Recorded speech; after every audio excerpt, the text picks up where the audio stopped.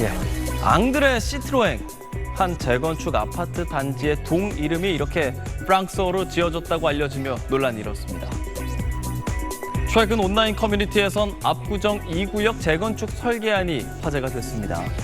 해당 단지는 101동에서 106동까지 구성이 돼 있는데 동마다 각각 앙드레 시트로엥, 벨르빌르, 몽소 등 이렇게 프랑스어로 된 별도의 이름을 짓도록 제안했다는 겁니다.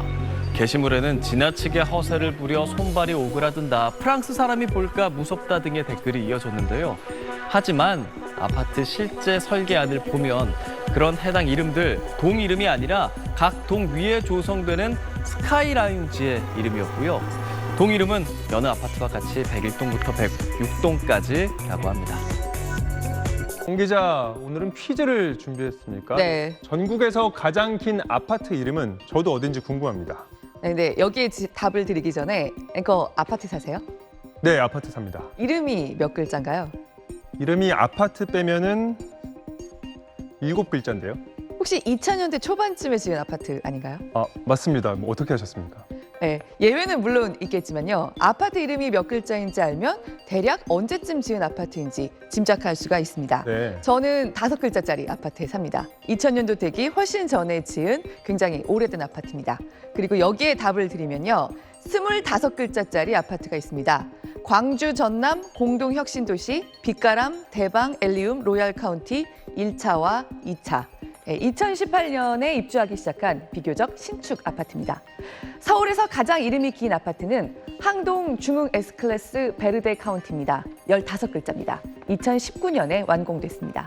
이미 눈치채셨죠? 최근으로 올수록 아파트 이름은 점점 더 길어지고 있습니다. 아까 그 아파트도 정말 이름이 긴 것 같고 네. 최근에 이름이 긴 곳들이 더 많아지는 것 같습니다. 네. 그 동네를 처음 가는 분들, 뭐 친구 집을 방문한다든가 그럴 경우에 집을 못 찾는 일도 많다고 하던데요. 네, 그렇죠. 다만 요새 아파트 이름 쫓아가기 힘든가? 아닙니다. 아파트 이름이 어렵고 비슷해서 방문 시에 헷갈려 본 경험 4명 중 3명꼴로 있습니다. 네. 우리나라 최초의 아파트들은 충정 아파트, 종합, 마포 아파트, 그냥 가장 간단한 지역 이름에 아파트만 붙었습니다. 70년대 이후로 아파트에 고유한 이름을 지어주기 시작하지만 이때도 평균 4.2자, 평균은 4글자가 조금 넘는데 그칩니다. 개나리, 진달래, 무지개, 예쁜 한글 이름이 많았고요. 건설사 이름이 고유 이름 앞에 하나 더 붙기 시작한 뒤에도 반도 보라, 대동 한마음, 아직 외울만 합니다. 아파트 이름은 2010년 즈음부터 본격적으로 길어지기 시작해서 이제 평균 10자 가까이 됩니다. 일단 지역 옵니다. 다 민감하지만 지역이 민감해서 일단 SBS가 있는 목동만 예시로 들었습니다. 그리고 건설사 이름 들어갑니다. 또 회사마다 있는 브랜드 이름 중요해졌고 최근에는 이른바 팬네임이라고 업계에서 통하는 별명이 붙기 시작했습니다. 영어 위주다가 이제는 바로 알아듣는 사람이 많지 않은 프랑스어나 스웨덴어 이름 같은 것들까지 늘어나는 것도 특징입니다. 몇 년 전에 대한민국 아파트 이름 짓는 법이라고 온라인에 돌아다니던 우스갯소리 보신 분도 있을 겁니다. 근처에 아무것도 없다? 더 퍼스트, 4차선 이상의 도로가 있다? 센트럴, 공원이 있으면 파크, 노후 건물이 근처에 많으면 시티. 공감하시나요? 이런 게 바로 팬네임입니다.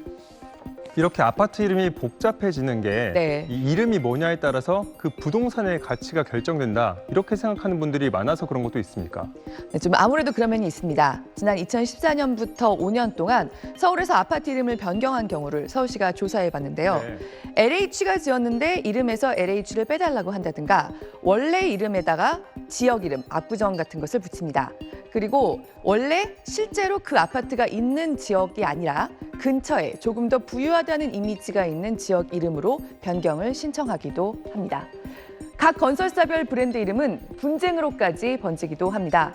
최고급 아파트에 붙인다는 이른바 하이엔드 브랜드를 주지 않으면 건설사와의 계약 해지를 요구하거나 소송으로 번지는 경우가 최근 몇 년 새 잇따랐습니다.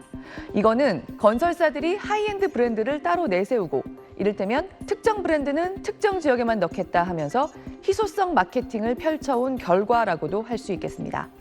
이런 분위기에 피로감을 느끼는 경우와 그래도 자율적인 경쟁을 막을 순 없다는 견해가 최근에 팽팽하게 엇갈립니다.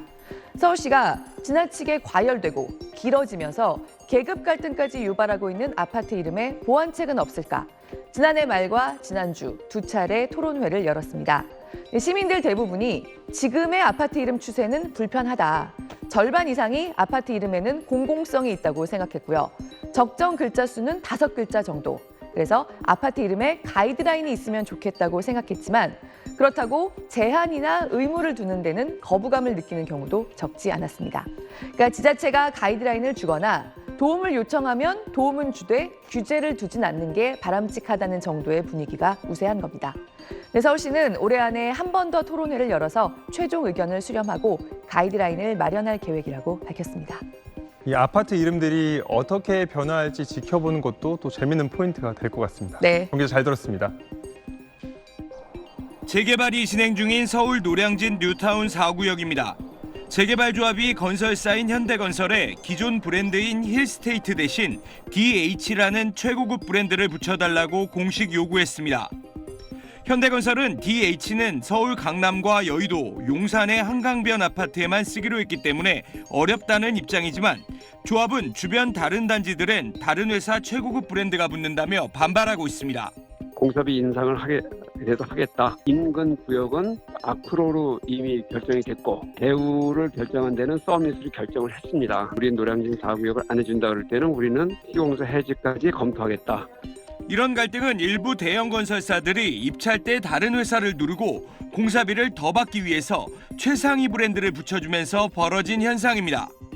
노량진 재개발 단지 외에 서울 중구와 광주 광역시 등에서 최상위 브랜드 이름을 놓고 갈등이 터지면서 건설사와는 계약 해지의 소송, 조합 내에서는 조합장 해임 같은 일이 이어지고 있습니다. 하지만 이름만 최고급이 붙는다고 해서 집값이 마냥 오르지는 않는다는 게 시장의 분석입니다.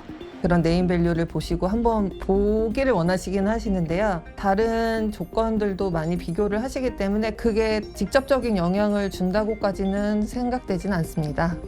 그럼에도 기존 브랜드를 쓸 경우 헌집처럼 느껴진다는 불만이 많아 고급 브랜드를 둘러싼 갈등은 좀처럼 해소되지 않을 것으로 보입니다. SBS 한상우입니다.